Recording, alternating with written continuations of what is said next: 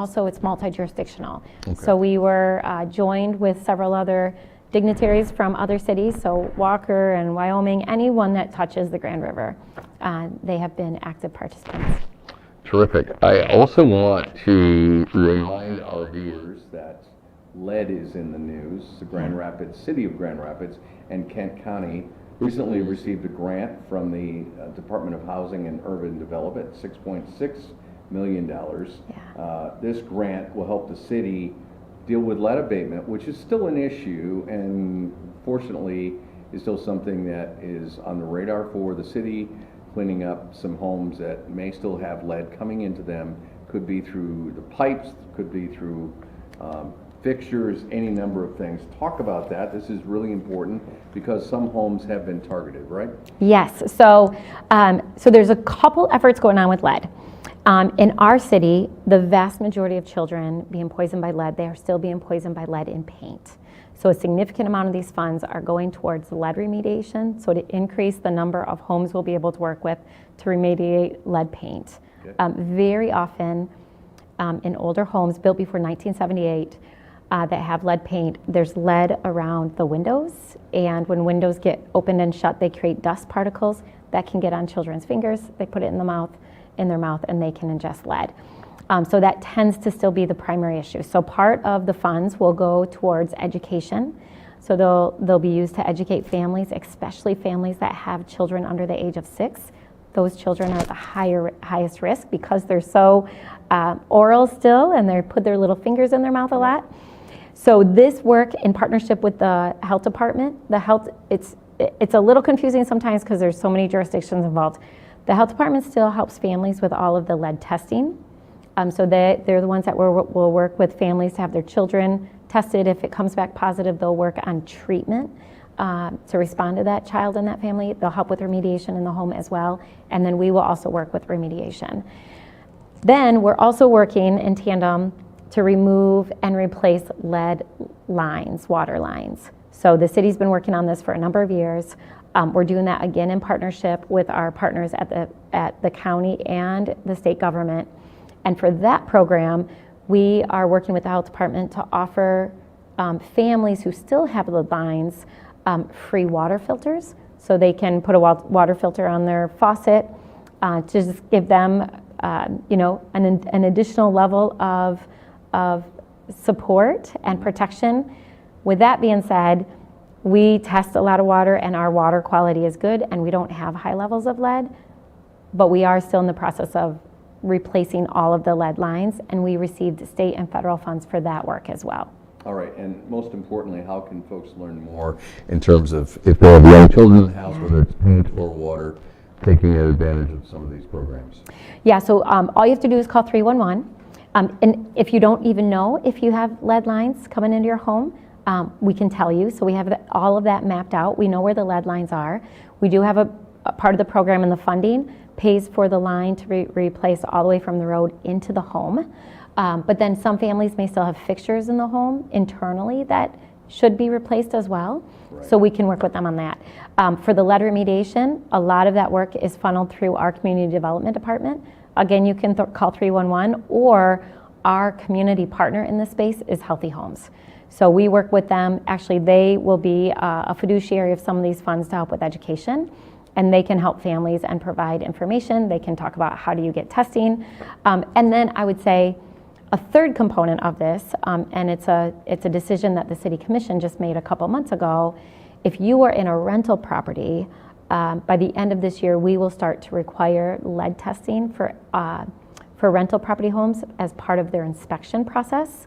So we'll be requiring a lead dust test, 8 of them to be taken in 4 separate rooms, and that too should be able to flag any homes where there is a lead hazard. All right, good proactive steps to take. Yeah. Also coming up, the next Commission Night Out is a week from tomorrow, September 19th. Talk about the Commission Night Out. Yeah, so these are Commission Night Out. We started these back up after COVID, after it was safe to get back all together. We do them every couple months in a different part of the city. The one coming up, as you said, on September 19th is going to be here on the west side. So we rotate them between the 3 wards. So So the one in September is on the west side. It's at the Goy Center. Doors will open up at 5:30. We provide light refreshments, something to drink. So we encourage families to come and eat with us and connect. And then there's information booths and tables set up. So I typically will start the meeting. We'll do a brief presentation. We'll take a break for community conversations. Then we'll come back together for the business portion of the meeting. The agenda on Tuesday is going to be a long agenda. We have a number of scheduled public hearings that we have, but we'll start the meeting and we'll do some, good 90 minutes of community conversations before we get to the business meeting. All right, fair enough. This is a great opportunity for our viewers to take advantage of meeting the City Commission, maybe in your neck of the city and your part of the neighborhood. And again, that's Tuesday the 19th at the Goy Center on the southwest side of Grand Rapids.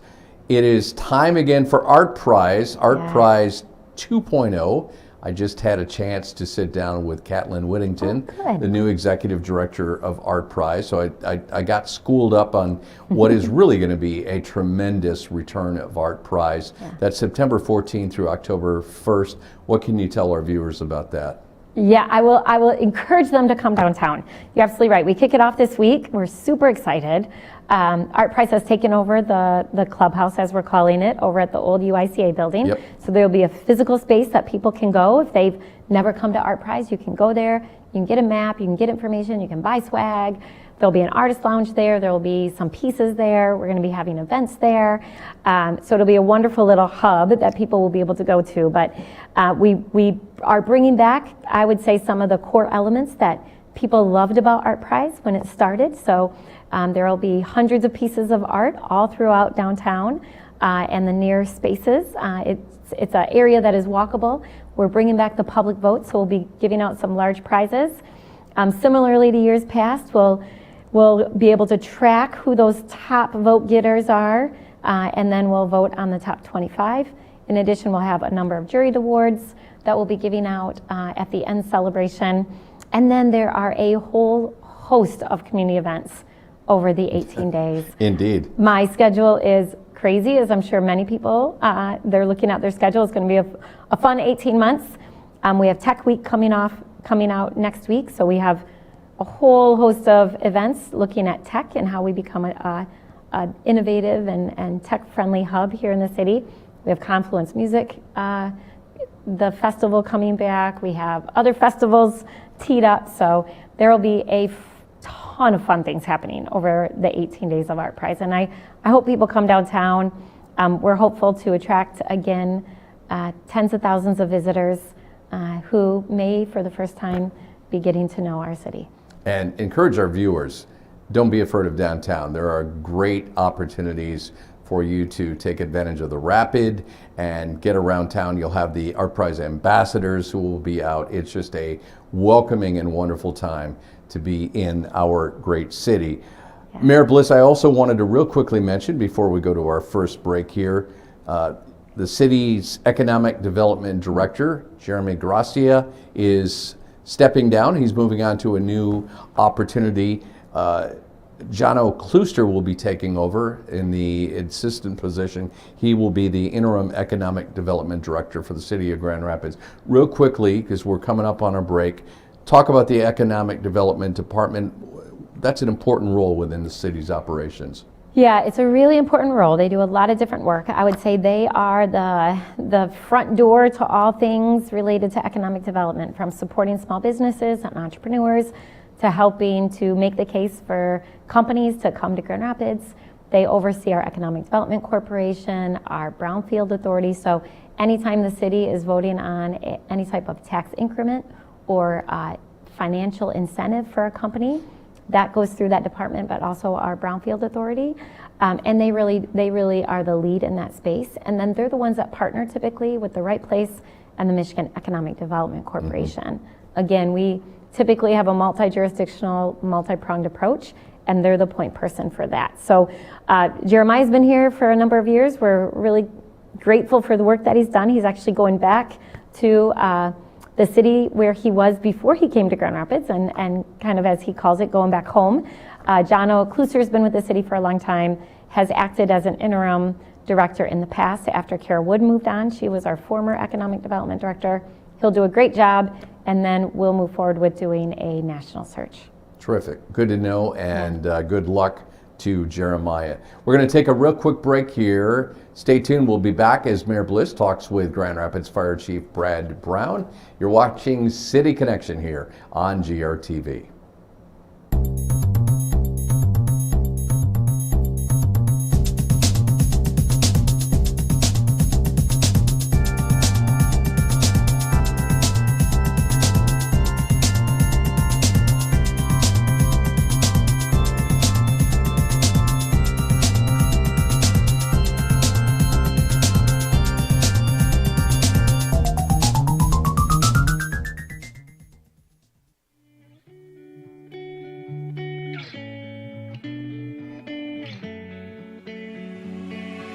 For over 30 years after humble beginnings as a public access TV station, the Community Media Center has grown to be an active, multi-platform media and technology assistance organization, encouraging and enabling our community to push their creative boundaries.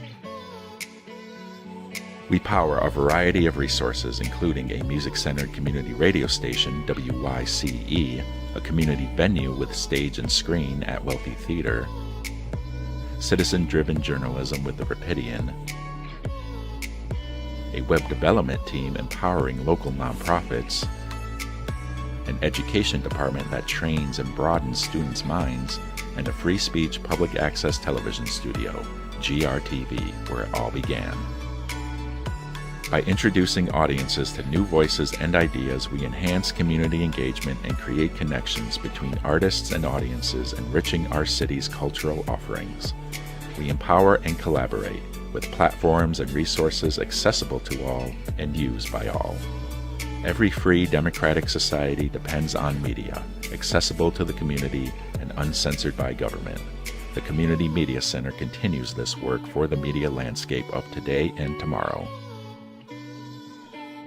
These platforms and services empower our neighbors to tell their stories and explore the richness of culture that Grand Rapids has to offer. Connect, discover, learn, create, and share. The Grand Rapids Community Media Center.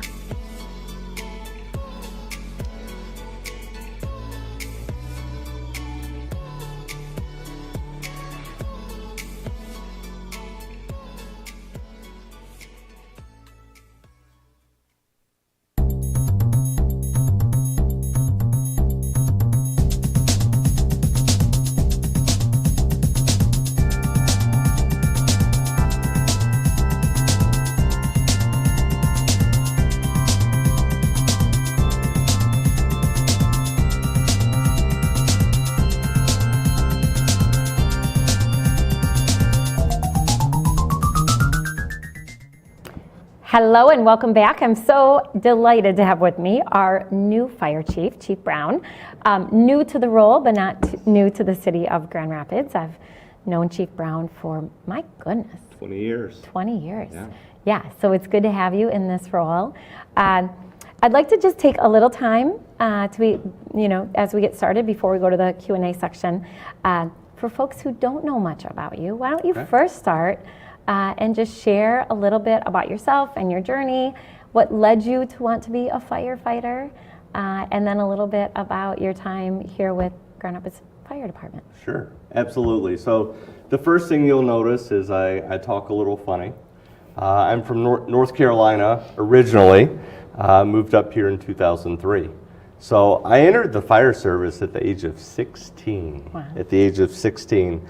In high school, I wasn't really that into academics, which is interesting because I'm a doctor now. That is interesting. Things go full circle. I had to find something that I was very interested in, and my neighbor was a volunteer firefighter. I lived on the far northwest side of the city, and so you couldn't volunteer, much like Grand Rapids, you can't volunteer in the city, but I was close enough to that outlying agency that they let me join.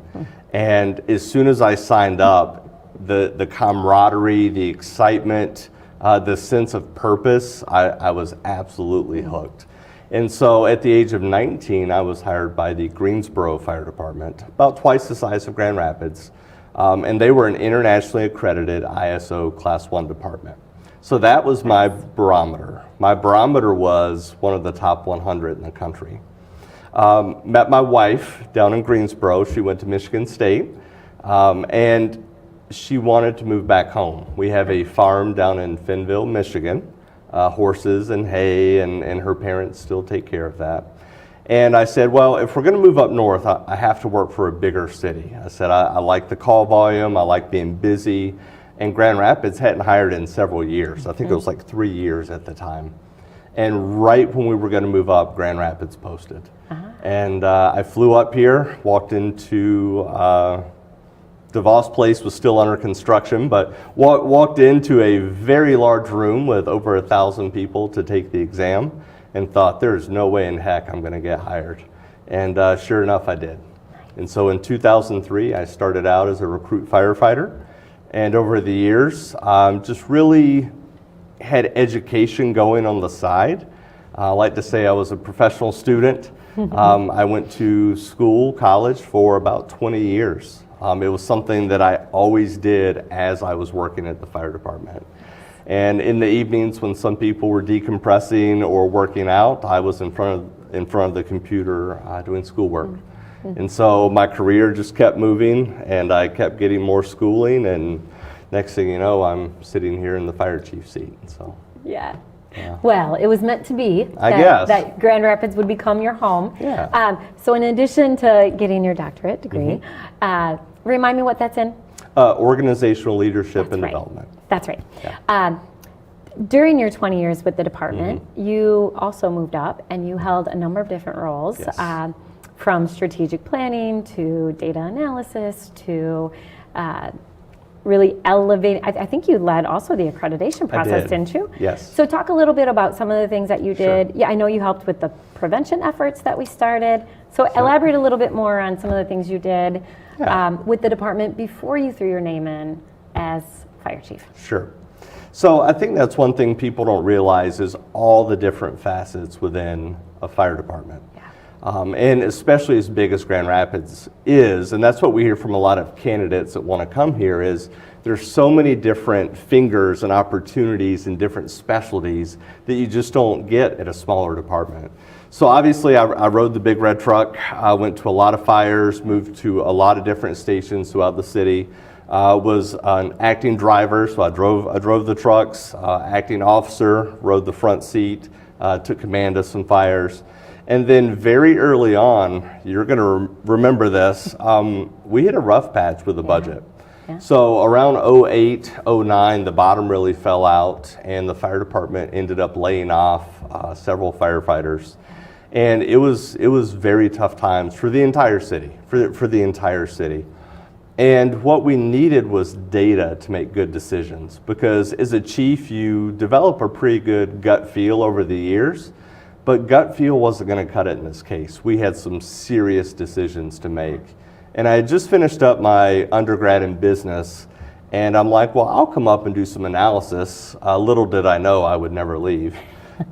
Had I known that, maybe I wouldn't Chief have. was like, I need you to stick around. Yeah, exactly. So went into strategic planning, spent 4 or 5 years doing that in the data analysis, really looked at every part of the department and retooled fire prevention, instituted our residential safety program, which is in like version 4.0 now. I'm very happy to report that program is going strong and still one of the best in the country, in my opinion. And I should say, Oh, yes.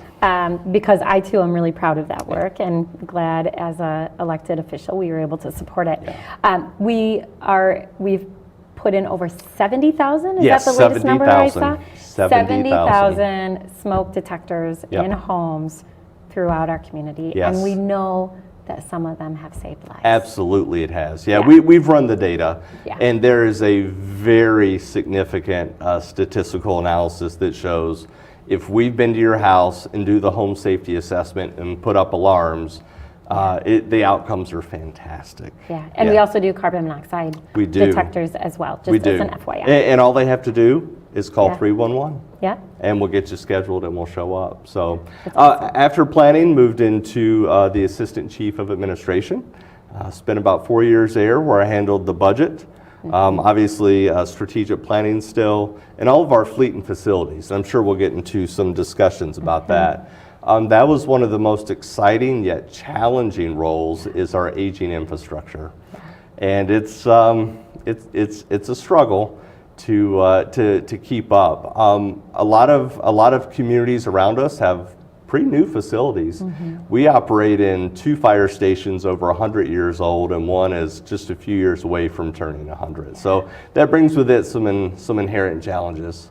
And then very quickly after that, moved into the deputy chief role, where I was in charge of all the people things. So human resources, hiring, recruitment, discipline, unfortunately, every now and then, but usually just managing the ebb and flow of people moving around from station to station. And so much goes on behind the scene that you just don't realize, even as a firefighter working here. And then Chief Lehman announced his retirement. He'll tell you it was perfect timing. I'll tell you it was a year too early.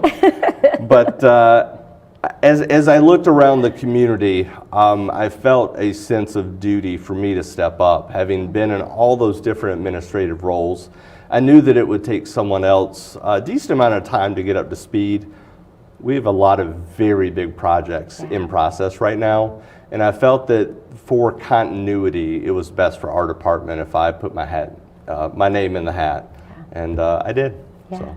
I'm glad you did. Yeah, thank you. For those who didn't follow the process, it was a national search. So we hired a consultant to do that Correct. search. We had a number of candidates, and the best candidate was selected, and you were named and sworn in. How many months ago was that? It's 4 months, but Okay. it feels like a year. So I was trying to remember. yeah. And you've really hit the ground running. Really, I mean that Absolutely. was right when we were working on the budget, so you had to jump into that. Yes. Chief Lehman also retired, and with him he took his sweet little dog Axel. He did. So you have replaced Axel with your own little honey. Do you Yeah, want to talk yeah. about Smokey? Yeah, so Smokey is 7 months old. And as we were talking before, I didn't bring him today because we've had event after event since it's 9/11. Yeah. And it would have been a long day for him. But he's a gray and black spotted Labradoodle. A lot of people go, is he a Dalmatian? I say, no, he's a Labradoodle. Just very sweet. And it's important for us, and we wanted to carry on that tradition, is really an emotional support dog. Yeah. One, it breaks down barriers in the community. Obviously, I try to be approachable, but when you have a nice dog, people always want to come up and talk and pet the dog. And so that's a way for us to reach out to the community.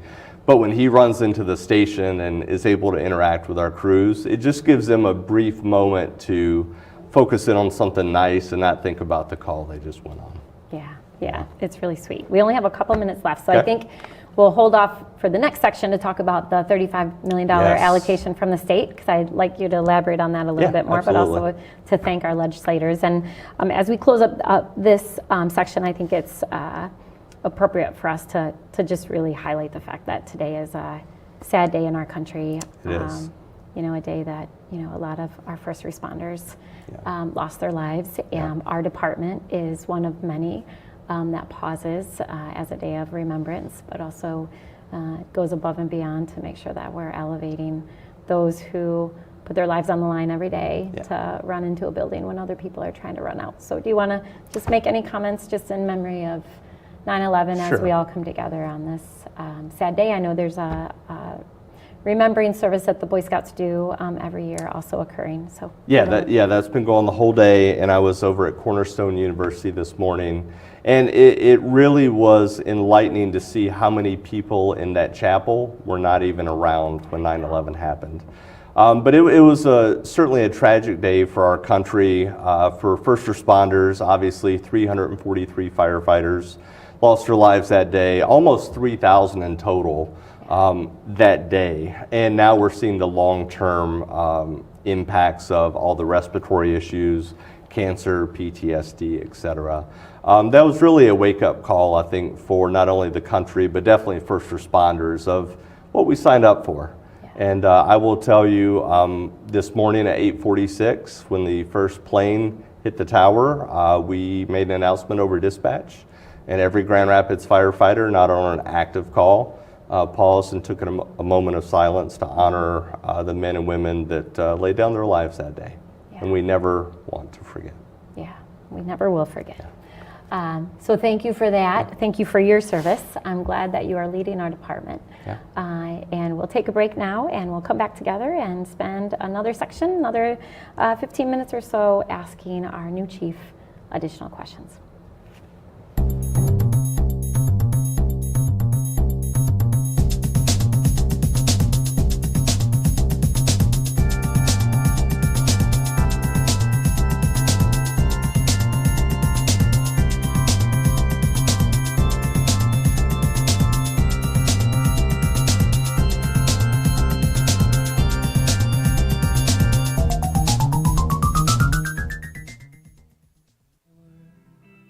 The Wealthy Theater is Grand Rapids' local movie theater and performance center. Since 1998, it has been a host to nationally touring music groups, local theater performances, and a variety of community events. Today, the Wealthy Theater is not only a landmark community treasure with historic significance, but a pioneer in the infusion of technology and traditional theater. Underneath the elegance and classic sensibility that defines Wealthy Theater, there is a matrix of new technologies. The theater is completely digital and outfitted with cameras and microphones for concerts, theater and comedy troupes, speakers and lecturers, and so much more. Experience all that Wealthy Theater has to offer. And bring a friend. Be surprised by the Wealthy Theater.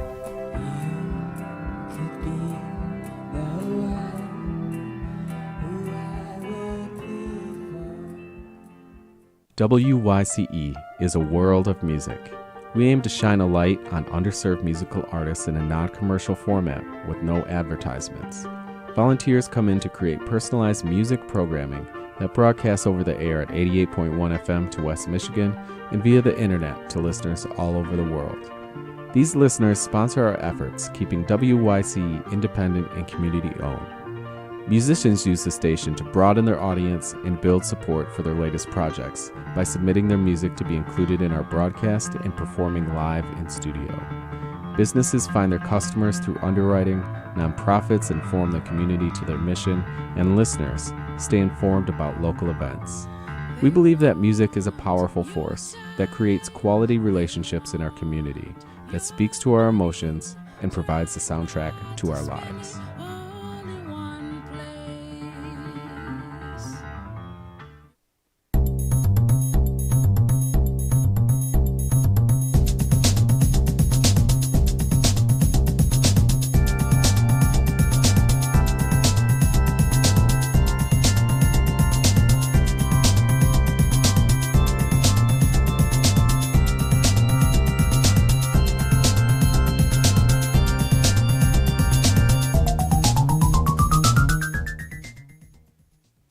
To City Connection here on GRTV. This is Phil Tower in for Starla McDermott on this edition of City Connection. Of course, with Mayor Rosalynn Bliss with the City of Grand Rapids, and very pleased to have with us in studio in this program Dr. Brad Brown, Fire Chief with, of course, the Grand Rapids Fire Department. Brad, thanks for joining us. You've had the easy part. Now we face our viewers' questions, and know that we always have great questions from our viewers. So we're going to start with this question. This is a question about your role in the job. You've been fire chief for just a few months. You've also been with the fire department, as we heard, for a long time.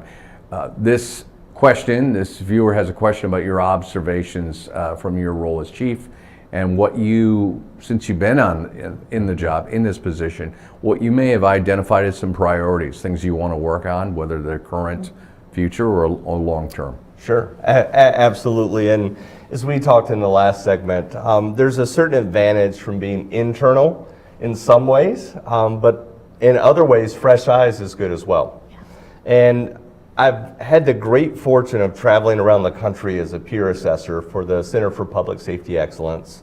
And that allows me to go into other fire departments and really take a look at best practices. And so I've been able, as fire chief, it's something I continue to do, but I've been able to take a pretty objective look at Grand Rapids Fire. And we are one of 113 departments in the whole world that are ISO Class 1, Insurance Services Office Class 1, and internationally accredited. We're in some pretty good company around here. And so what I can tell you is we're doing as good as we can with the resources we have. Our people are absolutely fantastic. They're the best part of this job. And that was really something the previous chief had started, is turning that culture around and really having our people love coming to work. And that's where we're at right now. Now, my job is to work on the infrastructure side of things to keep our fleet updated. You'd mentioned how many times you hear the trucks going up and down Bridge Street. Fire trucks are expensive. Fire stations are expensive. Firefighters are expensive. And so how do we balance the needs of the fire department with the rest of the city? And that's really what I'm working on at first, is getting our staffing situated and get our stations that average 70 years old squared away. I didn't realize that, 70 Yes. years old. On average. Right. So yeah, so we have 2 over 100 years old and 1 that'll turn 100 here in just a couple of years. You know, we all have been shocked at the price of used cars, new cars. I can't imagine, Dr. Brad Brown, what a fire engine costs these days. I know they come in all shapes and sizes. They do. Do you wanna share? What's the budget? Absolutely. What's the budget model? Absolutely. So I will tell you, post-COVID, it has gotten a little ridiculous. So for Everything has. Yes. So for me to go buy a fire engine today is about $850,000. My goodness. That's a ladder truck, right? Nope, that's an That's engine. engine. That's an engine, which is our workhorse. Just 5-6 years ago, those were $500,000. Now, I will tell you, Grand Rapids does not specify very fancy engines. You can spend over $1 million now on an engine, and the lead time, 3 years. 3 years You can have from it in ordering 3 short Okay. years. Yeah. So you've got to keep the machines you have, the fire trucks you have, in top running condition. Absolutely. That's another whole layer of Yes. management that Yeah. you have to look at, but it's an important piece there. And talk about it from the firefighter's perspective, because we have a viewer has a question about one of his children who would like to be a firefighter.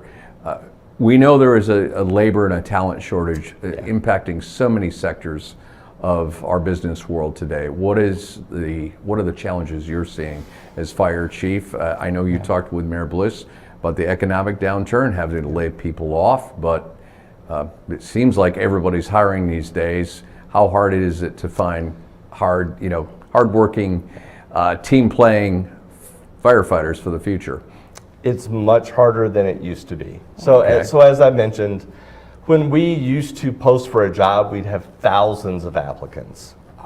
We still receive more applications in the fire department than any other department in the city. But we're down to, this last time we had 250 applicants for the academy instead of thousands. And so for us, we're still doing okay. On the east side of the state, they may have 5 openings and 4 applicants. And so when I interact with other fire chiefs, they are quite in awe of Grand Rapids and how we're still able to attract a decent amount of talent here. Okay, so Wayne has a 12-year-old son Yes. who's interested in being a firefighter. That's not a surprise. Yeah. A lot of young men, a lot of boys and girls want to be firefighters.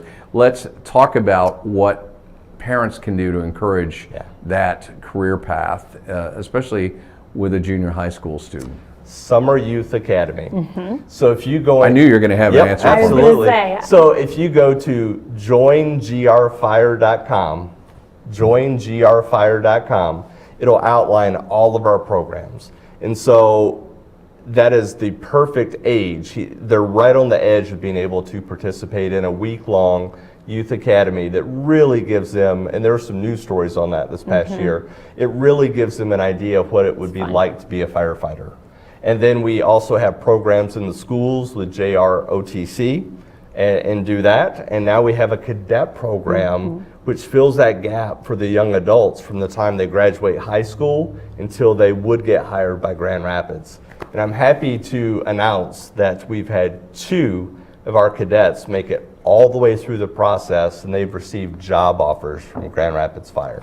Oh, that's fantastic. Yeah, absolutely. You mentioned the academy. How does that work real quickly? So we are still one of, and I think this goes to us receiving so many applications. We are one of the few in the state that will hire you off the street with 0 experience. 0 experience. What we want is someone that's at least 18 years old, driver's license, no felony, and a strong work ethic. And we're willing to take that person and mold them into a firefighter. Usually it's about 50% of our recruits coming in have fire experience and 50% don't. We have some fantastic firefighters that have never pulled a hose before, never done CPR before, and 16 weeks later, they are amazing firefighters. And so hats off to not only the city for keeping the barriers low, but our training division for being able to turn those men and women into Grand Rapids firefighters. That's impressive, indeed. We have another question. Chris asks, Chief, do you anticipate dealing with more fires in the city, more calls? We've got a lot of unpredictable weather with climate change, and we certainly had a pretty big storm here just a few weeks ago with the tornado. Talk about that in terms of how you've seen unpredictable weather impact your department. Yeah, so severe weather for us, fire has been on the downward trend. In a city of our size, you're never going to eliminate the fire problem. We still go to about a fire a day. For us, we've seen an uptick in severe weather responses. Now, I don't know if our viewers know this, but we have an emergency management program in-house in the city. It's housed under the fire department. And our emergency manager has been invaluable to establish all these plans that when a tornado or shear winds or the downbursts come through, we're able to grab this book off the shelf. And that's something we never had before. And it's a playbook on how to deal with all these things. But when you look at the blizzard from this past winter, when you look at the floods, when you look at the tornadoes, we're definitely seeing an uptick in severe weather. And that really places a lot of strain on first responders. So 2 weeks ago, all of my command staff responded in. I was up in dispatch. We had about 150 calls pending. What that means is when you call 911, there's 150 people in front of you. My goodness. Now we prioritize the 8 structure fires, the cardiac arrest, and the technical rescue. So we were still sending units to the most serious calls. But if you simply had a wire down in your front yard, we urge you to stay away and we'll be there when we can. And it took us 3-4 hours to get through that backlog. That's starting to become more common. Right, and that, as you said, can cause delays because you just simply don't have enough infrastructure to get people out, firefighters and vehicles to get people out. Tina's question was about that during the tornado. It was a unique situation where it touched down in several areas. I know I live in Plainfield Township, and the impact was strong there, especially up by Scott Lake Golf Club. Interesting to see that happen, but we've dealt with floods in the past, all kinds of interesting weather phenomena. We have another question from Ted. During discussions about police drones, he had said he had heard a couple of times that the fire department has used drones. Is that true? And then talk about the role of drones, if you would, Brad, in firefighting. So it is true. We were actually the first city department to acquire the unmanned aerial systems. A couple of years ago. How many years I think ago? it was 2018. So we're looking at several years ago. 5 years. Yeah. And so we did a lot of the initial groundwork of setting up a policy, meeting with ACLU, looking at privacy, looking at all these different things. I don't think we fully utilize the drones as much as the police are potentially going to utilize them. The way we utilize them is for severe weather, for search and rescue, And then if we have a large commercial fire, we hardly would ever put it up for a residential fire. But when we get these large structures that are hundreds of feet long, we can send that up with a thermal imaging camera, and it helps us position our equipment. So a few times a month, you might see a GRFD drone flying. Yeah, that's a great point on a large structure Yeah. where you can't pinpoint that, but with technology, you know right away. Yeah. We are taking your questions here on City Connection. We're going to continue with another question here after a brief break. You're watching City Connection here on GRTV with Dr. Brad Brown, Chief of the Grand Rapids Fire Department, of course, Mayor Rosalynn Bliss. Back in a moment.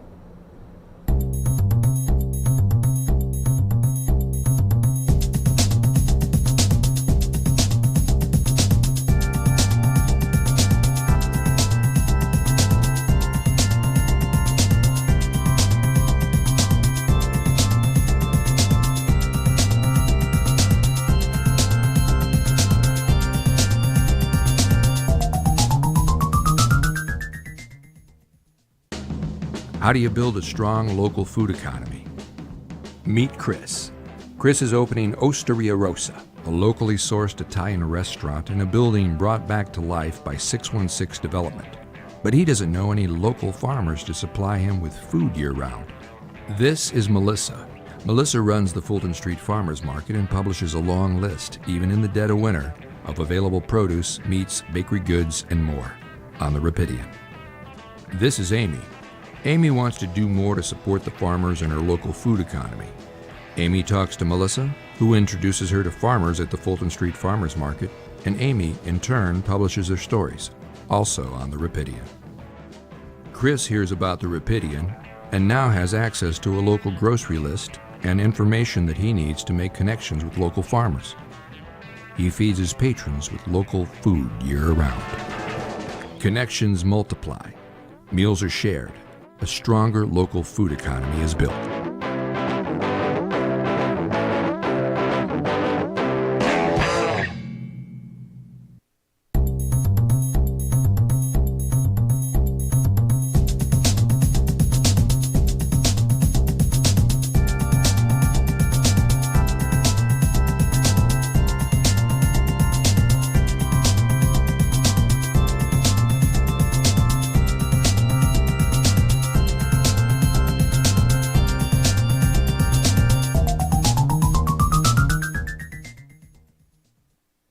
And welcome back to City Connection here on GVR TV. I am Phil Tower and for Starla McDermott.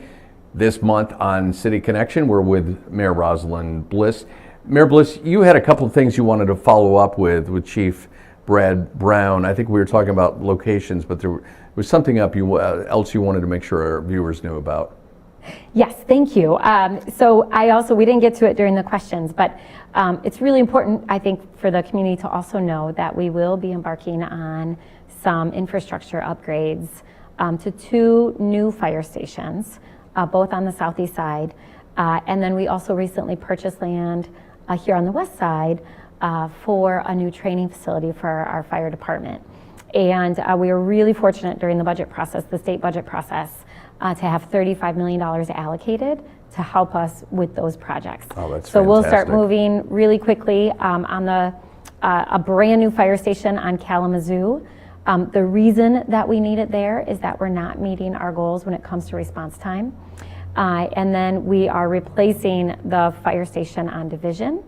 It'll be on the opposite side of the street, about a block down from the current station. But that current station, if you've been in there, it's over 100 years old, and just for the volume of calls that station responds to, we really need a new station. So we'll have 2 new fire stations, and then we'll be working to build the training facility. Right now, the fire department training facility is kind of spread in multiple locations. So we have one location over at our Domtar site, our site off of Butterworth. We have an outside training facility.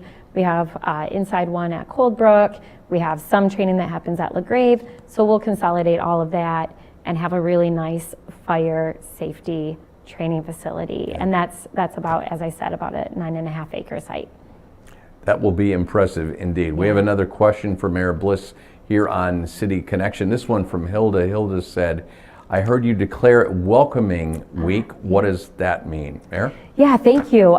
So we did this last week on Tuesday, and it's a proclamation declaring Welcoming Week. It's a full week, really elevating all of our efforts around working in partnership with our partners at the county and organizations to be a welcoming and inclusive community where people feel like they belong. So we really elevated and affirmed our commitment to that work.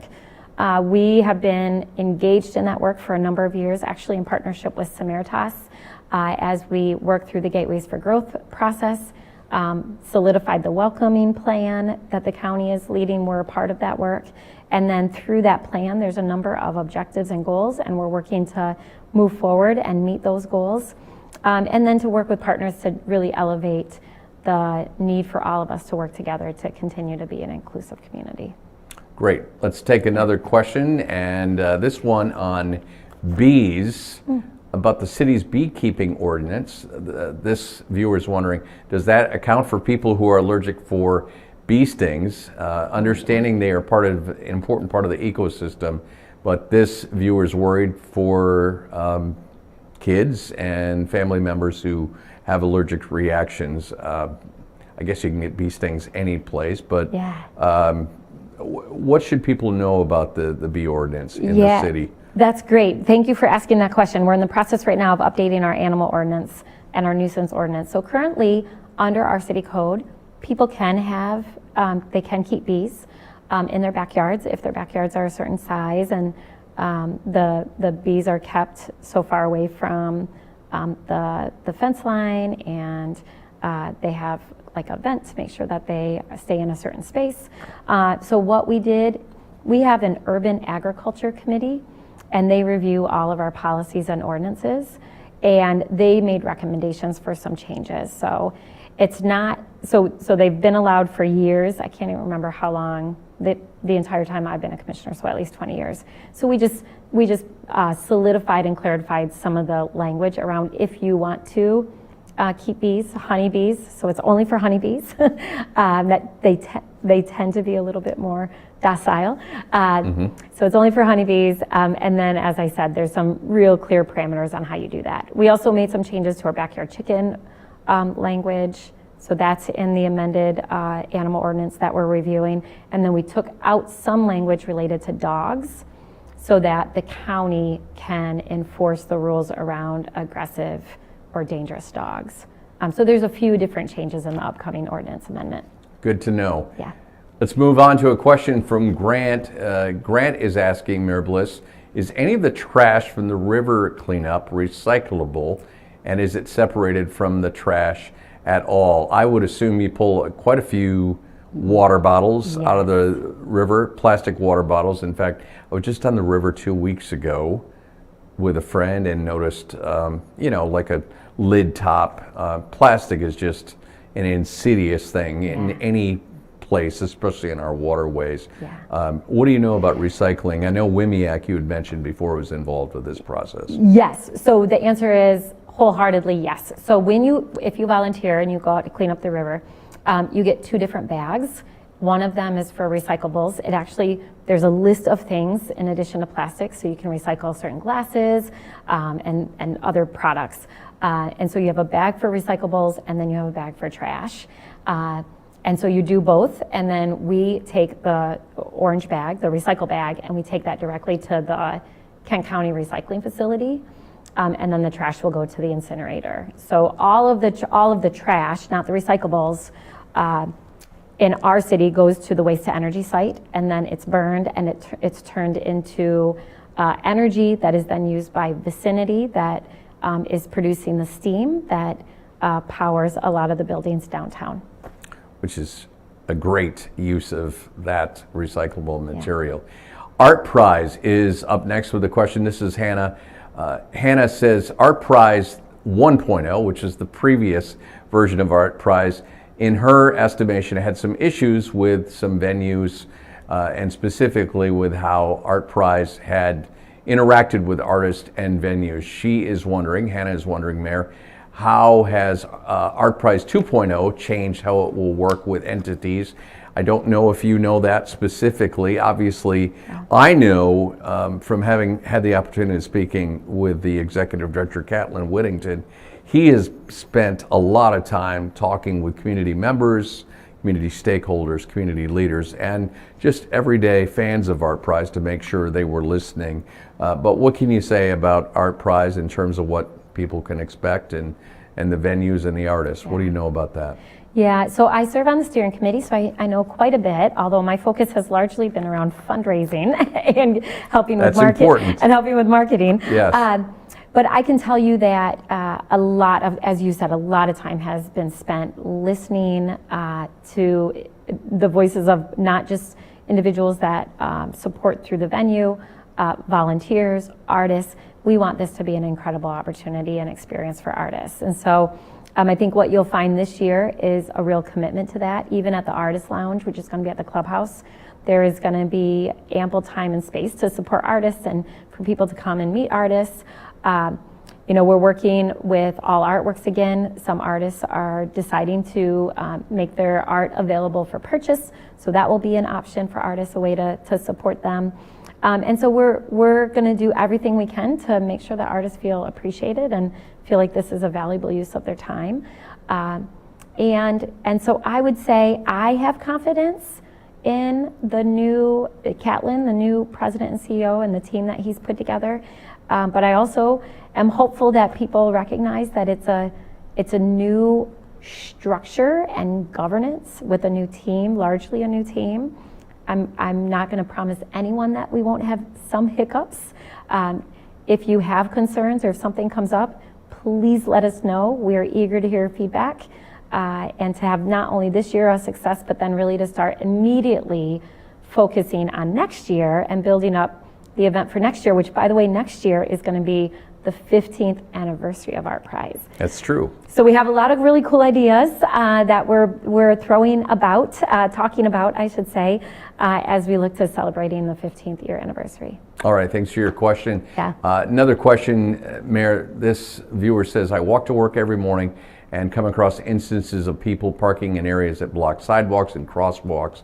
I can usually just walk around them, but neighbors who use mobility devices have difficulty with that. What can we do to make sure these areas remain accessible for pedestrians? Should they call the police? What should they do? That was a question from Morgan.